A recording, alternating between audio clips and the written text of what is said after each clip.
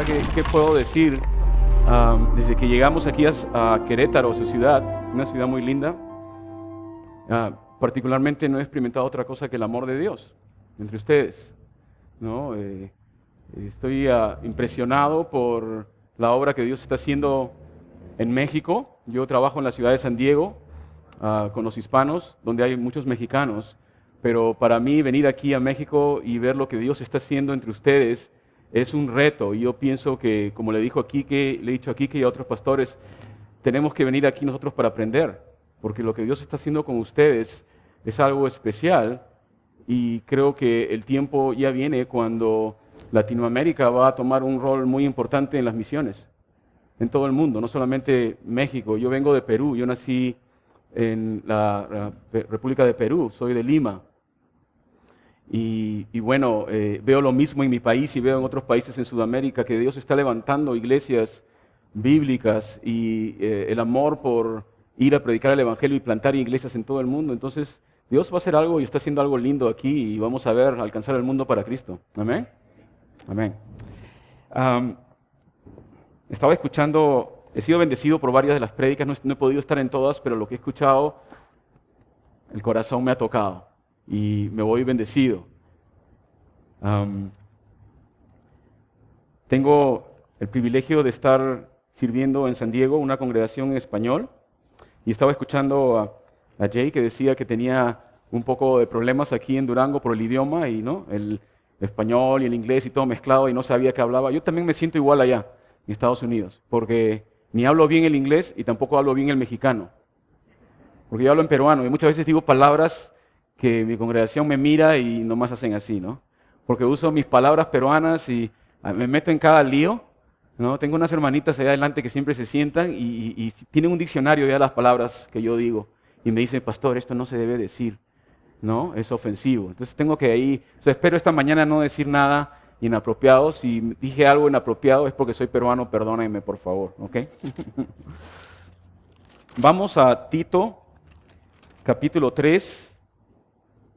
Versículos 8 y 9 son los versículos que me han sido dados. Esto procura y esto evita. Vamos a orar. Señor, te damos gracias esta mañana por el privilegio que nos das de estar aquí. Gracias por el privilegio de habernos llamado al ministerio. Señor, creo que siempre es bueno volver a refrescar nuestra memoria y saber, Señor, de que si estamos llamados en este ministerio que tú nos has dado, no es por nuestra capacidad, ni es por nuestra inteligencia o por lo que hemos hecho antes en el mundo o por nada de eso, Señor, pero simplemente por tu gracia nos has llamado a hacer lo que hacemos, Señor. Y muchas veces, Padre, nos sentimos inadecuados y nos sentimos que el trabajo por delante es algo que no vamos a poder sobrellevar. Y, Señor, yo creo que es bueno porque de esa manera dependemos de ti, Señor. Así que, Padre, en esta mañana queremos pedir que tú abras nuestra mente, Señor, que tú nos refresques a través de tu palabra, a través del Espíritu, que podamos capturar lo que tú quieres que capturemos esta mañana en nuestras mentes y que pueda ser aplicado en nuestros corazones, Señor. Gracias por todos mis hermanos aquí presentes. En el nombre de Jesús. Amén. Vamos a leer estos dos versículos. Capítulo 3, versículo 8 y versículo 9. Dice, palabra fiel es esta. Y en estas cosas quiero que insistas con firmeza, para que los que creen en Dios, es decir, los creyentes, procuren ocuparse en buenas obras. Estas cosas son buenas y útiles a los hombres, pero evita las cuestiones necias y genealogías y contenciones y discusiones acerca de la ley, porque son vanas y sin provecho. Hermanos, el Señor nos ha encomendado algo que es absolutamente increíble. Es un privilegio que los ángeles quisieran tener. Y es el privilegio de llevar su palabra, su mensaje a este mundo. No hay un privilegio más grande que el ser humano pueda tener que hablar en representación de Dios. Ahora, estos dos versículos son una exhortación directamente a Tito. Ya no está hablando aquí tanto de los cretenses o de los conflictos o de los ancianos pero está hablando directamente a Tito. Esto es algo personal para él. Y creo que todos en cierta medida aquí somos Tito. Todos en cierta medida aquí hemos sido llamados al ministerio en una u otra forma. Algunos son pastores, otros ancianos, otros diferentes ministerios, pero todos hemos sido encomendados por el Señor para algo específico dentro de la obra de Dios. Y todos en cierta manera hemos sido discipulados por alguien más. En este caso, Tito siendo discipulado por el apóstol Pablo. Así que de repente esta mañana, en lugar de decir Tito, podríamos decir que esto es para ti. En lugar de nombrar Tito, es César, es Juan, es Pedro, es cualquiera de los que estamos aquí. Y miren lo que les va a decir Pablo en este caso a cada uno de nosotros. En este caso a mí. Me diría, César, palabra fiel es esta. Palabra fiel es esta, y en estas cosas quiero que insistas con firmeza. Entonces acá hay un énfasis muy importante. Y si tú lees rápidamente, puedes creer y puedes llegar a pensar que el énfasis de todo este versículo es en que hagamos buenas obras. Ok, entonces el énfasis es que prediquemos la palabra y que hagamos buenas obras. Y yo creo que, si bien es cierto, es parte de lo que esta mañana quiero comunicar, creo que hay algo un poco más allá de eso. Y empieza con esa palabra inicial, palabra fiel, César, palabra fiel es esta. Hermanos, no hay otra palabra, no hay otro mensaje más poderoso que el mensaje del Evangelio. El pastor Mike estuvo aquí anoche compartiéndonos un poco de su testimonio, pero también compartiendo los versículos anteriores. Y yo creo que esto está relacionado directamente a los versículos del 3 al versículo 7, cuando Pablo le dice a Tito, mira, nosotros antes éramos insensatos, éramos rebeldes, extraviados, estábamos completamente perdidos, esclavizados, qué sé yo, no servíamos para nada, no éramos útiles en el reino de los cielos para nada. Y sin embargo, porque la bondad de Dios se manifestó, entonces tú y yo hoy día estamos aquí. No hay otra. Entonces un poco poniendo la doctrina en su lugar para que entendamos por qué hacemos lo que hacemos. Y en realidad esto es simplemente, estos versículos anteriores son la doctrina de la salvación del ser humano, es la doctrina más importante. Que el hombre estaba completamente perdido, completamente extraviado, que no había medio por el cual tú y yo pudiéramos un día llegar al cielo y ser salvos. Que Dios ideó un plan dentro de su salvación, que era enviar a su Hijo a este mundo, a vivir como Dios en la carne y a morir en una cruz un día. Y de esa manera tú y yo podamos experimentar el perdón y la reconciliación con Dios. Es la doctrina de la salvación, es la doctrina más importante que tenemos que tener en mente. Y no solamente eso, sino que nos habla acerca de la regeneración, que tiene que ver con el nuevo nacimiento, la nueva naturaleza que nos ha sido dado. No solamente somos salvos, pero se nos da una nueva naturaleza para que podamos vivir de una manera diferente, libres del pecado y en victoria. Y aparte de eso nos habla acerca del Espíritu Santo, la renovación del Espíritu. Que tú y yo como cristianos ahora podemos, por la gracia de Dios, vivir en el Espíritu. Ya no estar en la carne, pero vivir en el Espíritu y entender las cosas del Espíritu de Dios. Entonces son doctrinas fundamentales que tenemos que tener en claro. La justificación por gracia. Así que todo esto, cuando Pablo le dice a Tito o a César, le dice, ¿has escuchado todo esto? Bueno, quiero que sepas esto. Esto es una palabra fiel. Palabra fiel es esta. Este mensaje nunca va a cambiar. No ha cambiado desde hace más de 2000 años. No cambiará. Y no cambia hoy día en la actualidad. Sin embargo, yo percibo hoy día en la iglesia, en los Estados Unidos donde estoy, pero también las oportunidades que tengo de estar en otros países, que hay una tentación grande en muchos círculos en el afán de crecer y en el afán de tener éxito, entre comillas, y muchas veces el éxito lo trasladamos a números en esta sociedad. Y muchas veces en el afán de los números o de crecimiento, y gloria a Dios por el crecimiento cuando viene de Dios. Pero muchas veces en ese afán terminamos por comprometer este mensaje puro que nos ha sido dado, que es el simple evangelio de la salvación del hombre. Y comenzamos a añadir ciertas cosas. Comenzamos a incluir técnicas o procedimientos que lo único que quieren hacer es sentir bien a la gente para que la gente comience a venir a nuestras iglesias. Es interesante, bueno, mi experiencia en los Estados Unidos, con una cultura que está cambiando rápidamente, una cultura que, carambas, hace en mi tiempo, muchos años atrás, cuando era joven, no habían tantos cambios. ¿No? Yo tengo 2 hijos, una hija de 14 años y un hijo de 11 años, y digo, hey, pobre mis chavos, están sujetos a tantos cambios constantemente, a modas, a tecnología, a presiones externas. Y todo esto está afectando a la sociedad de tal manera que nuestra sociedad hoy día es una sociedad básicamente fragmentada y separada, ¿no? Donde se supone que debería haber más comunicación, pero donde yo veo que la gente está más aislada y más individualista, tratando de satisfacer sus propias necesidades. Y veo que hay un riesgo grande de querer quizás no tanto comprometer o cambiar este mensaje, pero un poco no darle la importancia y añadir otras cosas con el fin de poder incorporar o traer más gente. Y yo creo que es bueno hasta cierta manera traer a la gente a la iglesia, pero este mensaje jamás puede ser comprometido. El mensaje de la salvación tiene que ser presentado claramente porque es un mensaje fiel. Palabra fiel es esta. ¿Por qué nos dice Pablo a nosotros o a Timoteo, palabra fiel es esta? Solamente tengo unos versículos, tú los conoces. Mateo 24:35 dice, el cielo y la tierra pasarán, mas mis palabras es fiel porque esta palabra es incambiable. Lo que piensa el mundo hoy día, si el mundo dura 100 años más, te aseguro que van a pensar diferente en 100 años.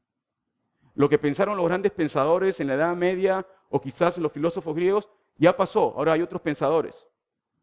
Pero si tú te pones a estudiar la Biblia y estudias la persona de Cristo, sus palabras nunca pasan. Y no solamente nunca pasan, pero no cambian. No tienen que ser reinterpretadas, no tienen que ser añadidas a nada, simplemente es esencial y nunca cambia. ¿Por qué es una palabra fiel? No solamente porque no cambia, pero también porque es poderosa. ¿Qué dice la palabra en Hebreos 4:12? Debes estar familiarizado con este texto. La palabra de Dios es ¿qué? Es viva y eficaz y más cortante que toda espada de 2 filos y penetra hasta partir el alma y el espíritu. Tienes en tus manos algo que si tú lo usas bien, con la unción del Espíritu Santo, puedes ser de gran bendición y de transformación para tu barrio, para tu familia, para tu nación. ¿Cuántos en este mundo no quisieran entender los secretos del alma y el espíritu del ser humano? A veces tú conversas con gente muy inteligente, que tiene mucho aquí en la cabeza, y tú sientes que no sabes mucho o nada en comparación de ellos. Pero la palabra de Dios penetra hasta otro nivel donde ni siquiera la inteligencia humana puede penetrar. Penetra el alma y penetra el corazón y discierne los pensamientos y las intenciones del mismo. Mira lo que tienes en las manos. Por eso es que palabra fiel es esta, tiene poder. A veces estoy en consejería conversando con gente y la verdad no sé si a ustedes les ocurre, hermanos, pastores, sobre todo consejeros, me siento frustrado porque no entiendo lo que está pasando. Me cuentan las historias y trato de orar y tratar hasta que el Señor me lleva a un versículo. Y cuando yo leo ese versículo, algo pasa en el corazón de esa persona. Yo no lo entiendo, pero algo pasó. Y cuando esa persona se va, algo ocurrió en su vida. Esa palabra ha entrado y ha penetrado y ha discernido algo que yo no podía discernir. Y una semana después él viene y me dice, gracias por lo que me dijiste. Y yo le digo, ¿y qué te dije? Bueno, el versículo que me... qué bueno. Tiene poder. ¿Por qué es palabra fiel? ¿Sabes por qué es fiel? Porque es inspirada. No es algo que Pablo escribió y se le ocurrió, nos lo pasó a nosotros o a alguien más. Fue inspirada por Dios. Eso es lo que nos dice 2 de Timoteo 3:16. Toda palabra o toda escritura es inspirada por Dios. Es fiel porque es inspirada. No es fiel porque ha sido inventada, pero ha sido inspirada por el Espíritu Santo, a través del cual estos hombres nos dejaron estas verdades y la revelación de Dios. Entonces, cada vez que tú te paras en el púlpito y estás predicando un mensaje que ha sido inspirado. Por lo tanto, y creo que debe ser el temor de cada uno de nosotros que estamos en el ministerio, ser guiados por el Espíritu para predicarla y no predicarla en la carne, porque es un mensaje inspirado por Dios y tiene que ser predicado en sintonía con el Espíritu Santo. ¿Por qué también es fiel? Bueno, dice que también es útil ¿para qué? Para enseñar, redarguir, corregir, instruir, a fin de que el hombre de Dios sea perfecto y preparado para toda buena obra. Es fiel porque es útil. Nuevamente, en los casos de consejería, Yo no estoy en contra de la psicología, no sé si ustedes están completamente en contra o no, cada uno tiene su... A veces leo libros que me pueden tratar de ayudar a entender cómo el hombre piensa, ¿no? Porque no sé si tú te enfrentas a esto en el ministerio, pero muchas veces luchamos contra barreras y patrones mentales muy arraigados en las personas, ¿no? Con pensamientos y actitudes emocionales que han sido acumuladas en la experiencia de la gente a lo largo de la vida, ¿no? Desde la crianza. Y vienen a Cristo. Y una vez que vienen a Cristo comienzan a batallar con estas barreras en la mente, con estos patrones. Muchas veces son patrones culturales. Yo amo a mi país, como no sabes qué es, como espero que tú ames a México, aunque vivo en los Estados Unidos. Cada vez que voy al Perú es para mí como que, uy, estoy en mi océano, ¿no? Inmediatamente a comerme mi lomo saltado o mi ceviche, como ustedes se comen sus tacos, y ahí a ver a mis amigos, y no importa la bulla, y no importa el tráfico, estás en tu medio. Pero también veo que en mi cultura y en mi país hay cosas que están mal. Hay cosas que están definitivamente mal. Que hay una cultura que se basa en aprovecharse del otro, en una cultura que se basa en ser más vivo que la otra persona, más despierto, una cultura que se basa en aprovecharte de la necesidad de una persona, una cultura que se basa en simplemente pensar en ti más que en el prójimo, ¿no? Y una serie de cosas culturales que están mal en nosotros y que son barreras con las que nosotros crecemos como cristianos muchas veces y tenemos que luchar y las hablamos en consejería. Bueno, la palabra de Dios es útil para quitar esas barreras, para instruir, para corregir, para cambiar. Por ejemplo, la puntualidad. Yo soy culpable de eso también. No puedo decir nada, no voy a predicar contra la... En mi congregación también tenemos ese problema. Llegamos a la congregación, muchas veces hemos empezado el servicio con 4 personas. Dios el Padre, Dios el Hijo, Dios el Espíritu Santo y el predicador. Y por un rato somos 4 nomás. Y por ahí entra la abuelita, comienza a entrar por el fondo, que es la que llega más temprano. Y por ahí ya los demás. Y el grupo alabanza llega más tarde todavía. ¿No? Entonces luchamos contra eso. Luchamos contra eso y nos reímos. Decimos, oh, no, que somos así. Y es verdad. Pero hermanos, y nuevamente no quiero ofender a nadie porque yo también soy parte del problema.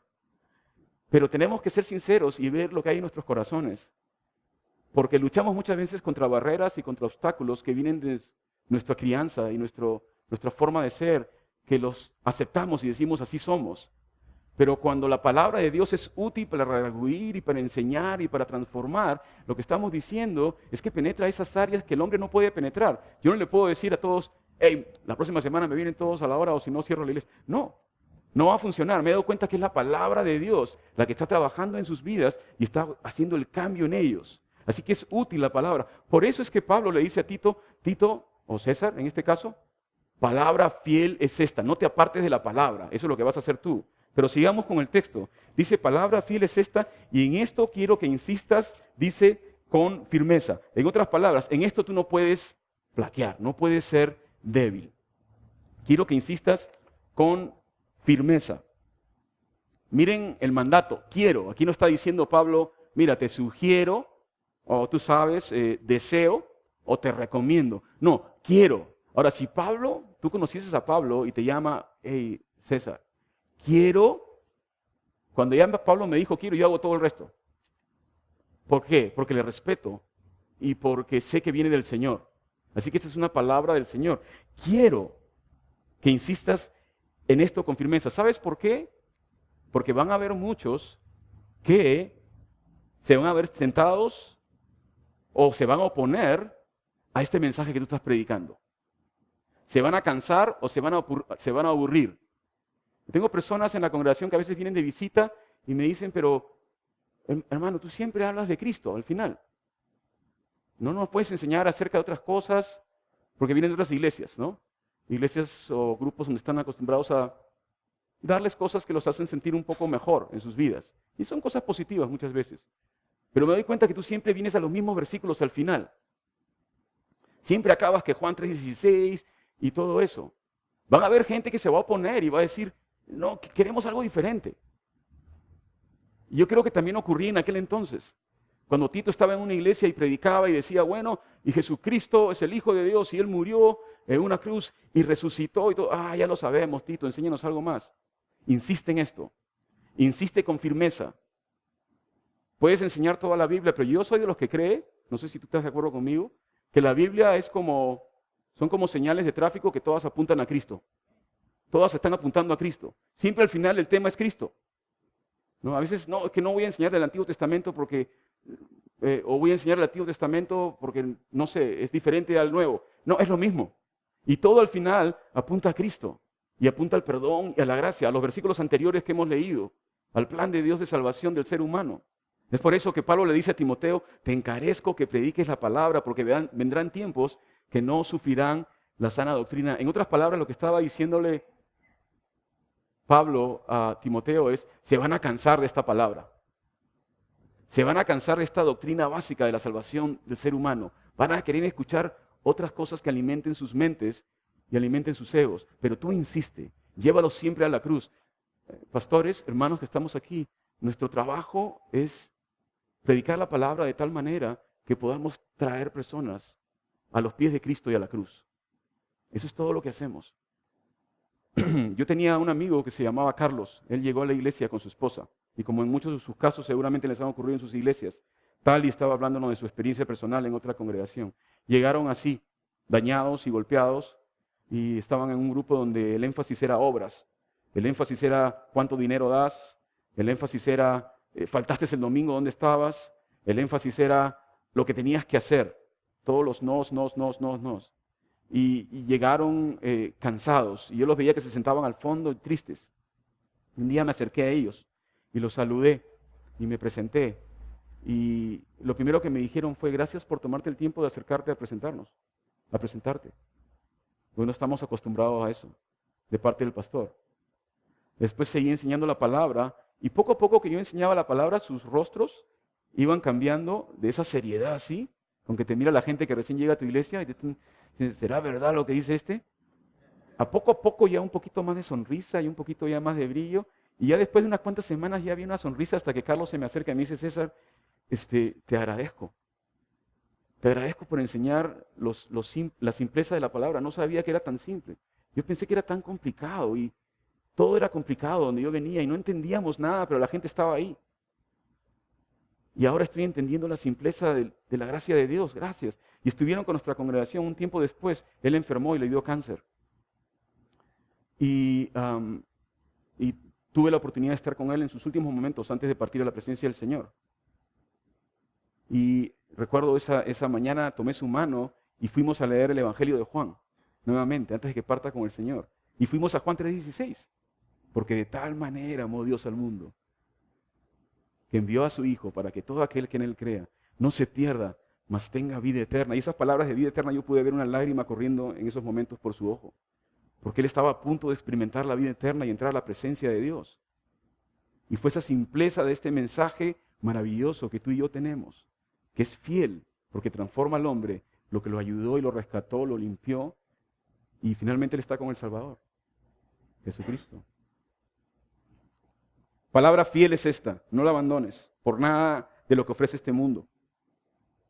Insiste en esto con firmeza. Convicción personal que el Señor me está dando es que cuando presento el Evangelio, no lo puedo presentar como una píldora para aliviar los síntomas de los males de la gente. Tengo que presentarlo de tal manera que la gente pueda ver que es la única esperanza que ellos tienen. Que la convicción del Espíritu sea tan fuerte en sus vidas que no hay otra opción para ellos. Escuché a un hermano orar esta oración. Le dije, Señor, ayúdame a presentar tu palabra de tal manera que la gente se dé cuenta que no hay otra opción. Que eres tú o eres nada. No lo presentes como una píldora para aliviar los síntomas de las personas.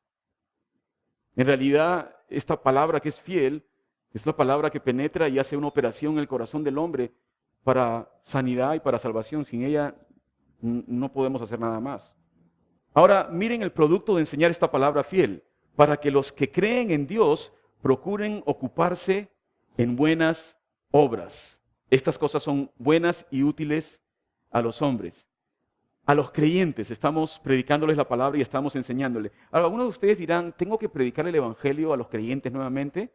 No en ese sentido, pero hay unas cosas que yo quiero tocar aquí que de repente pueden ser de utilidad, porque la exhortación de Pablo a Tito era, recuerda de dónde saliste, y de ahí básicamente le vuelve a predicar el evangelio en los versículos anteriores.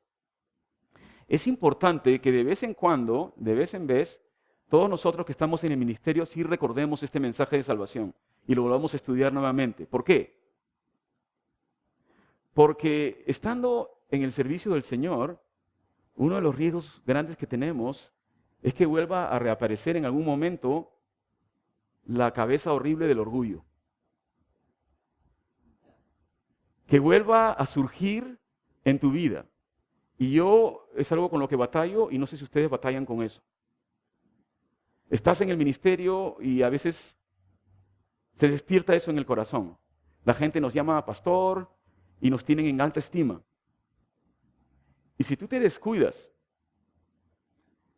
y tú comienzas a creerte esa historia, y nos puede ocurrir fácilmente a cualquiera de nosotros, comienzas a creerte el rollo de que, wow, soy algo especial y es algo que tengo yo.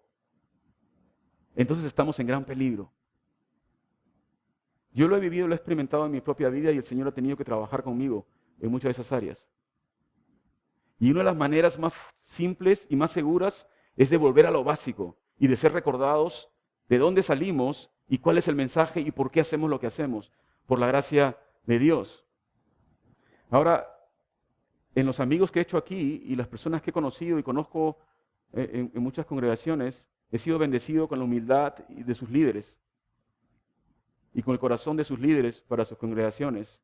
Y he visto también el amor de ellos por sus congregaciones. Y eso es una bendición particular para mi vida. Yo también vengo de un medio de iglesias allá en Perú donde el pastor era considerado como, no sé, ¿no? Alguien casi divino, ¿no? Y la congregación estaba por aquí abajo.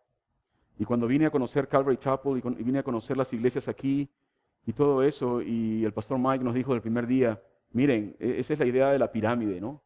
Que tú estás arriba y todo el mundo está abajo. Pero aquí en el Señor y en esta iglesia la pirámide es invertida. Tú estás abajo y todos arriba. Tú estás sirviendo a todos. Eres el siervo de todos. Eres aquel que va a estar al servicio de todos. Muchas veces vas a llegar más temprano que todos e irte al final. Muchas veces vas a hacer los trabajos que nadie más quiere hacer, porque ese es tu trabajo. Y eso me revolucionó la mente, me cambió toda mi estructura de donde yo venía, socialmente. Y cuando vine al Señor y entendí que yo era llamado a ser siervo de todos, no podría procesar bien hasta que Dios comenzó a trabajar con mi vida por algunas circunstancias. Pero es bueno recordar porque mantenemos el orgullo donde debe estar, bien abajo, no dejarlo salir en ningún momento, para que los que creen en Dios procuren ocuparse en buenas obras. Creo que la pregunta que tienen todos ustedes, ¿cuáles son esas buenas obras? ¿No? ¿Cuáles son esas buenas obras que tenemos que estar ocupados? Lo que está diciendo aquí es que esta palabra, esta doctrina de la salvación del hombre, si la enseñamos y la estamos constantemente recordando, va a producir el cambio en la vida de las personas y se van a manifestar obras en la vida de ellos. No que el enfoque es en las obras, pero el enfoque es en la enseñanza fiel de la palabra de Dios y en dar un buen testimonio como líder, y eventualmente eso va a comenzar a producir obras. Yo al principio me frustraba en el ministerio porque no había cambios en las personas y me frustraba. ¿Te has frustrado tú con personas en tu congregación y no ves cambios y quieres ver cambios y siguen en lo mismo y siguen en lo mismo? Hasta que un día me di cuenta, César, tú no estás llamado a controlar a las personas. Tú no puedes controlar el comportamiento de la gente. Ese no es tu trabajo. Tu trabajo es simplemente amarlos y predicarles la palabra de Dios y ser firme.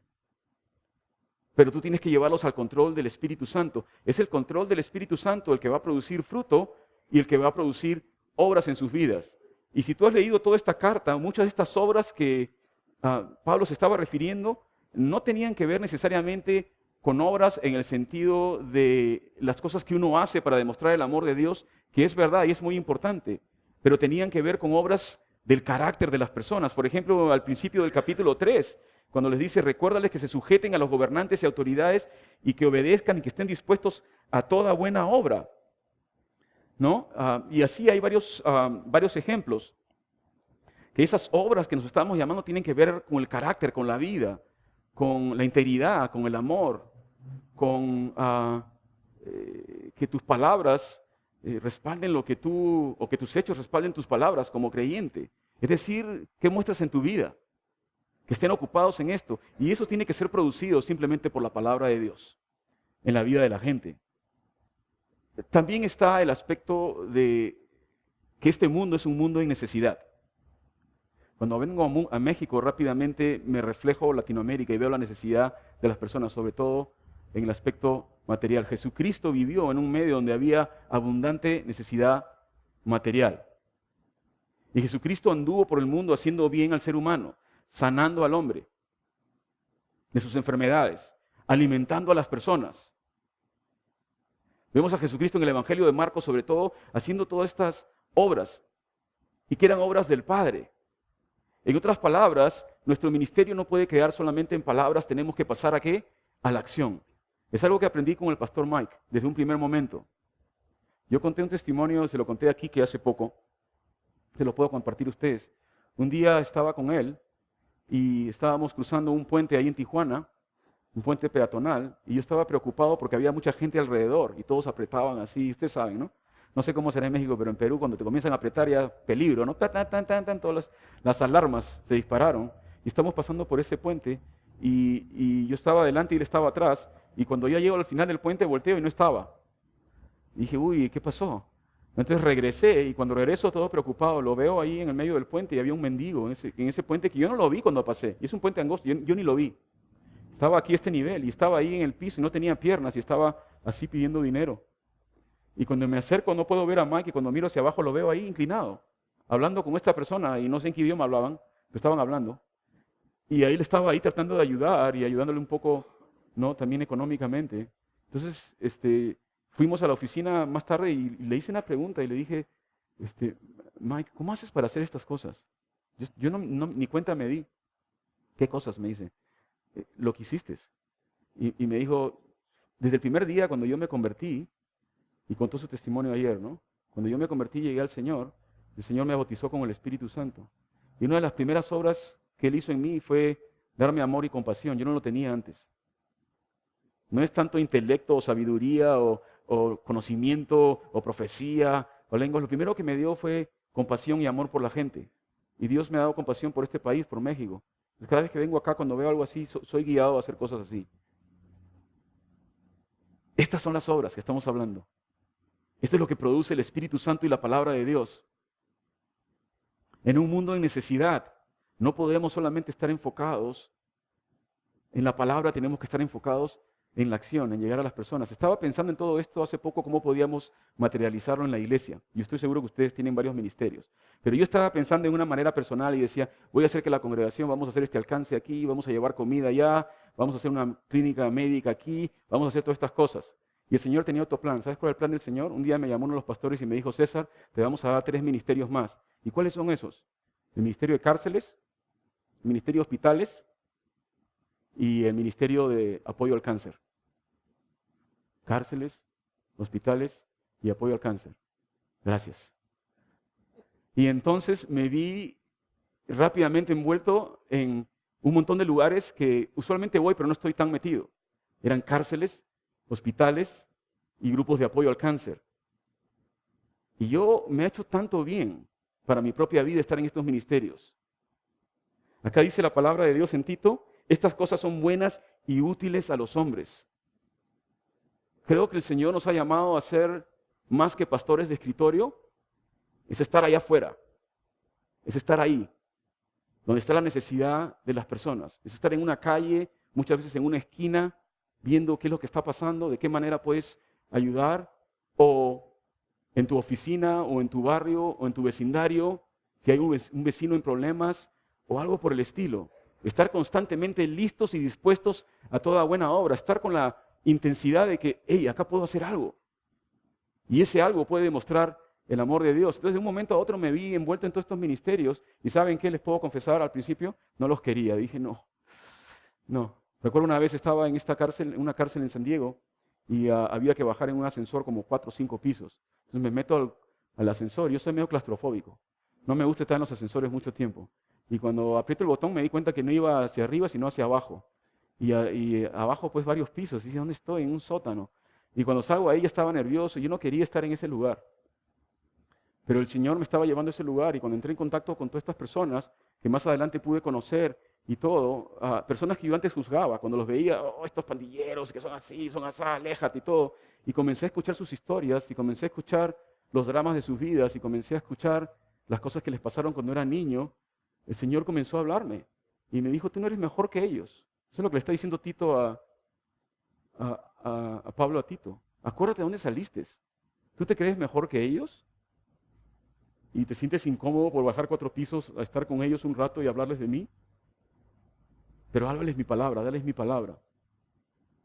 Y fui con un amigo que se llama Bo, él es uno de Samoa, y es más o menos así y así de alto, como en mi guardaespaldas lo llevé por si acaso. Entonces él fue conmigo, y cuando estaba sentado yo con él, y él es creyente, él me dijo, César, ¿puedo hablar mi testimonio? Sí, claro. Entonces dio su testimonio, y yo no sabía, él nunca me había dicho que él había conocido al Señor en esa sala. Él había sido un prisionero en esa cárcel, nunca me lo había dicho. Y él lo primero que dijo fue, yo acepté a Cristo en este mismo lugar donde tú estuviste. Yo no miré así, no sabía nada. Y contó su testimonio. Entonces vi los dos casos, el caso de personas que están en necesidad y el caso de una persona que ha sido transformada por el Evangelio de Cristo, porque alguien está bajando a esos lugares. Los hospitales, lo mismo, no es un ministerio que a mí me vuelve loco de felicidad. Cada vez que vas a un hospital, y ustedes lo han hecho como pastores o como personas, sientas en contacto con el dolor. A veces, yo les confieso, no sé si ustedes lo han vivido, no sé qué decir cuando entro a una sala donde alguien está muriendo y la familia está llorando y los hijos están llorando y tú entras ahí y estás ahí todo nervioso. ¿Qué digo? Mejor no digo nada, mejor me quedo en la puerta y estás ahí todo hasta que el Señor te da algo para decir y ministras y muchas veces lo único que vas a necesitar hacer es estar ahí. Solamente estar con ellos. Que sepan que hay alguien ahí y de repente les vas a servir un vaso de agua. De repente simplemente vas a estar hablando con los niños. O te van a hacer que compartas o oras. O vas a ofrecer una oración por ellos. Pero ha sido tan bueno para mí estar en contacto con esas escenas. Porque ha sido útil. Me ha recordado mi fragilidad y me ha recordado de dónde soy. Y me ha recordado cuál es el propósito por el cual hago estas cosas. El ministerio de cáncer también, de apoyo al cáncer. Eso fue toda una historia, no les puedo contar todo esto. Pero yo no quería porque tengo familiares que han muerto de cáncer. Y creo que las personas que han experimentado cáncer o familiares que han muerto de cáncer saben de lo que hablo. No queremos acercarnos porque el drama y el dolor es muy intenso. Y sin embargo el Señor me estaba mandando estos círculos de personas y son amigos. Y yo sé que estos amigos, estamos orando muchos de ellos por su sanidad, pero yo he hecho 3 o 4 funerales de estos amigos que estaban conmigo. Y cada vez que lo hago me siento quebrantado en dolor. Pero, muy importante, porque el Señor te está poniendo en esos lugares para que estés liderando en obras que otras personas también más adelante puedan seguir y hacer. Y yo les animo, hermano, en sus congregaciones. Mira alrededor. Hay necesidad y hay dolor en este mundo. Y el Señor puede darte una visión, no necesariamente al pastor, no necesariamente al líder, no necesariamente, pero a uno de ustedes o a alguien en la congregación, por alguna necesidad específica en donde poder demostrar el amor de Dios. Tienes la buena enseñanza de tu pastor. Ahora pídele a Dios, Señor, ¿hay algo que yo deba hacer? ¿Hay algo en mi ciudad que tú quieres que yo haga? Los festivales de vida, qué ejemplo maravilloso, ¿no? De poder alcanzar una comunidad y demostrarles que hay esperanza y hay amor en Dios. Ahora, quiero terminar con la segunda parte. Pero evita las cuestiones necias y genealogías y contenciones y discusiones acerca de la ley porque son vanas y sin provecho. Entonces, lo primero era lo que tienes que procurar e insistir con firmeza. Lo segundo es lo que tienes que evitar. La palabra evitar tiene que ver con rodear. Es como que estás manejando aquí en Querétaro. No he visto muchos baches aquí en las pistas. O si tienen sus huecos en las pistas. ¿Tienen? En Lima hay unos que tienen tiendas adentro. ¿No? Que tienen baños, tienen todo adentro. No sé cómo le hacen esos baches.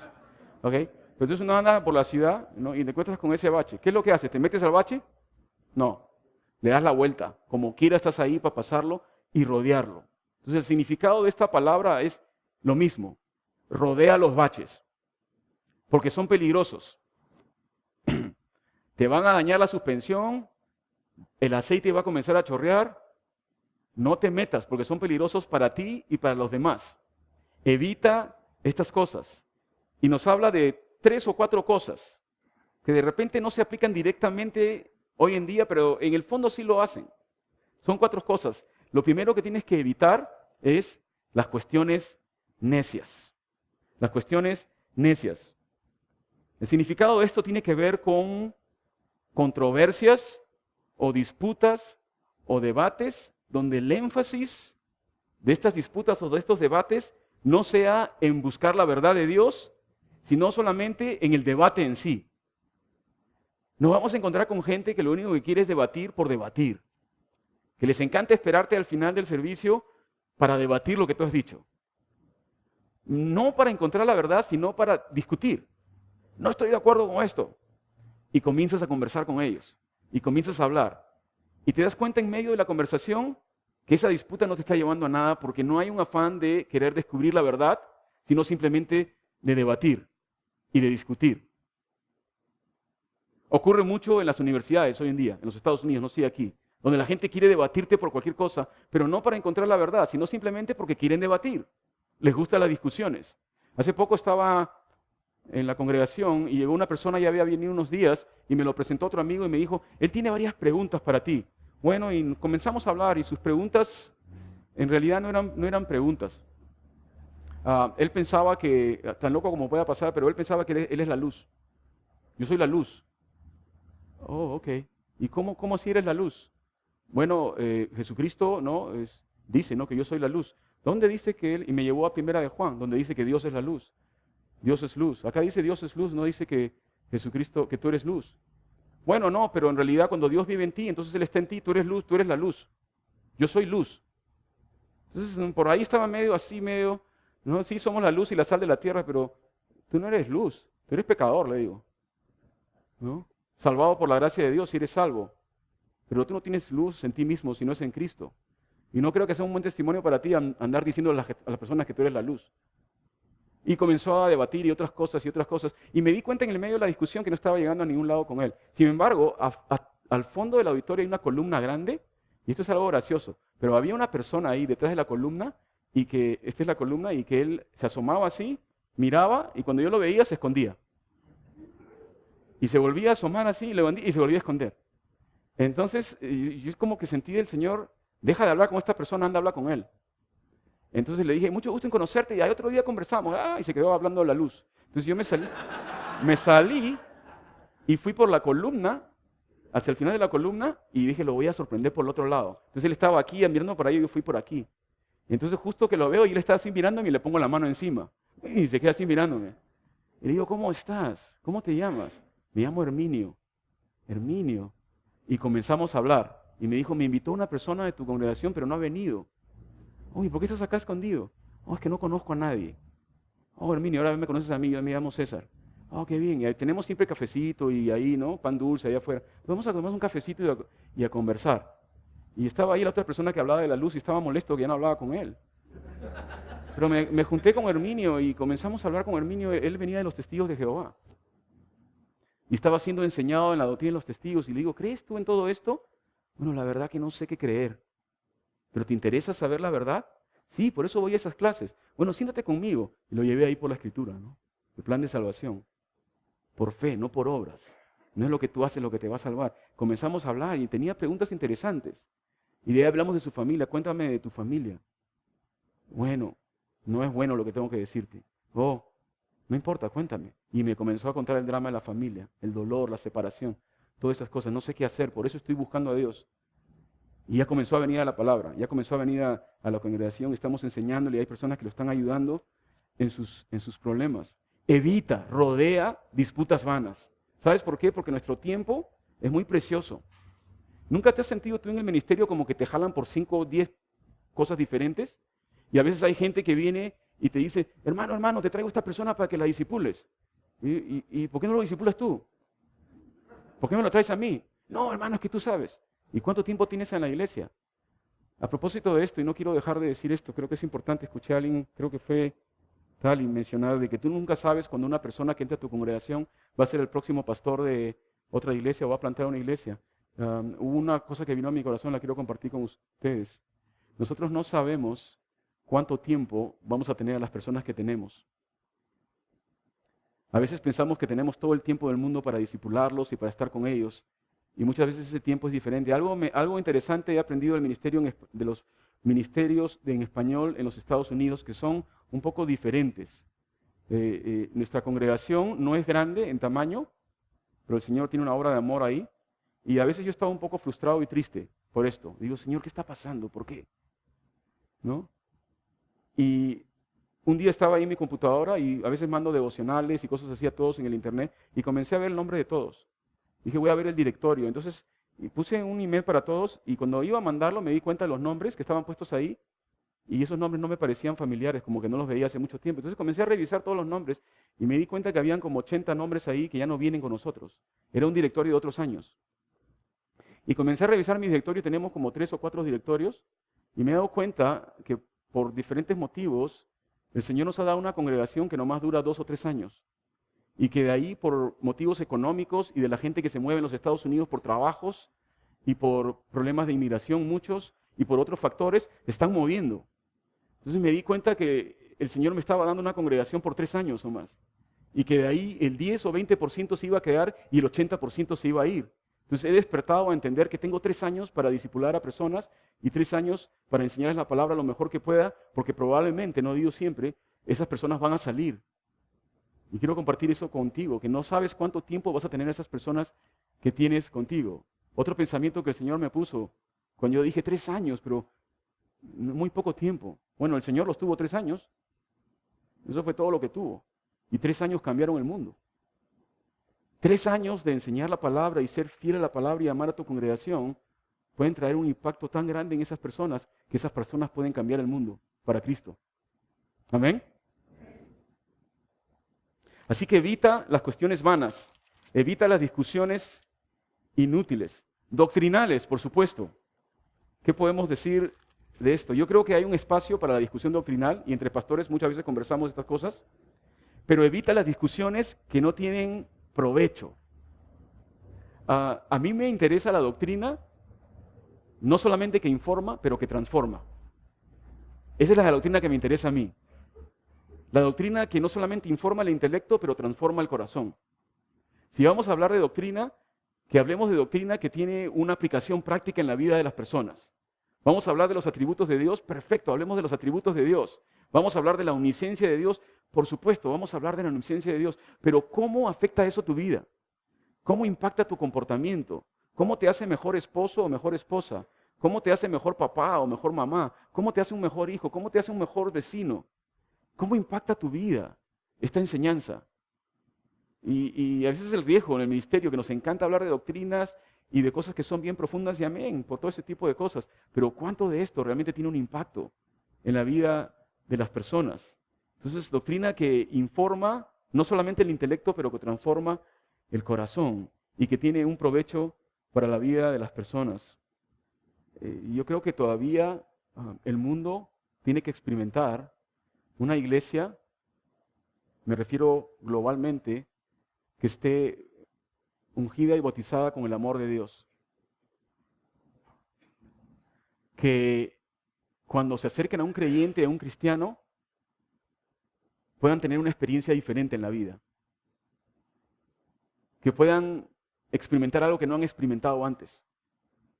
No sé cómo es aquí en México, pero en San Diego la gente está vacía. Hay dinero, pero están vacíos. Hay soledad, hay tristeza, hay todo ese tipo de cosas. Mi oración es que las personas que el Señor nos ha dado estén llenas del amor de Dios, que cuando la gente se acerque a ellos vean que hay algo diferente en ellos. Un poco lo que vieron los discípulos en Cristo. Cuando el apóstol Juan dice, y vimos su gloria como la del unigénito, y después en primera de Juan dice, y lo vimos, y lo tocamos, y lo experimentamos, y comimos con Él, y estuvimos con Él, y era real. No se contradecía, había amor, no había juicio, no que un día cambiaba y un día tenía mal carácter y otro día tenía buen carácter, que un día se despertaba Jesús molesto. No, nunca cambiaba. Por 3 años lo vimos y lo experimentamos y siempre era el mismo. Y siempre el mismo Jesús lleno de amor y compasión. ¿Y qué fue la conclusión de ellos? Él es el verbo de vida, es Dios. Qué lindo que cuando la gente se acerque a nosotros, como pastores y siervos, puedan experimentar algo diferente, algo que todavía el mundo no ha experimentado. Las obras de Dios, el amor de Dios, la compasión de Dios, el cariño de Dios, el interés de Dios sincero por las personas. Que Dios les bendiga en sus ministerios, hermanos. Que Dios bendiga a tu iglesia, la obra que estás haciendo con tanto trabajo y esfuerzo. Amén. Señor, gracias, Padre, por tu palabra esta mañana. Y Señor, que podamos permanecer fieles a la fidelidad de tu palabra. Palabra fiel es esta. Que podamos insistir en ella, Señor, que no comprometamos el mensaje que tú nos has dado, la simpleza de este mensaje, que no lo hagamos más complicado de lo que es, Señor. En este mundo que está tan en necesidad, no tanto de intelectualismo, pero de sanidad del corazón, Señor. Por favor, úsanos, Padre, y bendice a mis hermanos esta mañana, en el nombre de Jesús. Amén.